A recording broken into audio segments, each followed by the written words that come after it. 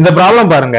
If the standard deviation of x, y, z is p, then the standard deviation of 3x plus 5, 3y plus 5, 3z plus 5 is என்ன அப்படின்னு கேட்டிருக்காங்க. x, y, z ஆகியவற்றின் திட்ட விலக்கம் p எனில் 3x plus 5, 3y plus 5, 3z plus 5 ஆகியவற்றின் திட்ட விலக்கமானது என்ன அப்படின்னு கேட்டிருக்காங்க. ஃபர்ஸ்ட் வந்து இந்த x, y, z இந்த மாதிரி நம்ம எடுத்துக்கலாம். இதோட ஸ்டாண்டர்ட் டிவியேஷன் பாத்தீங்கன்னா p.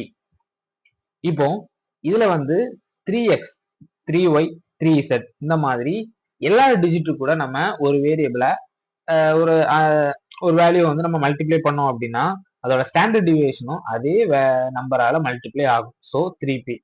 இப்போ இதுல பாத்தீங்கன்னா எல்லாத்துலயும் பாத்தீங்கன்னா +5 வந்து ஆட் பண்ணிருக்காங்க.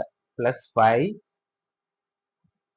+5 +5 ஆட் பண்ணோம் அப்படின்னா இங்க +5 வந்து வராது. ஏன்னா ஸ்டாண்டர்ட் டிவியேஷன் வந்து வேல்யூஸ் வந்து ஆட் பண்ணாலோ இல்லைன்னா சப்ஸ்ட்ராக்ட் பண்ணாலோ ஸ்டாண்டர்ட் டிவியேஷன் மாறாது. அதே சமயத்துல ஸ்டாண்டர்ட் டிவியேஷன் வந்து எப்போ மாறும் அப்படின்னா அதை கொண்டு ஒரு வேல்யூ வந்து மல்டிப்ளை பண்ணும்போது மாறும். ஸோ இதோட வேல்யூ பார்த்தீங்கன்னா 3p.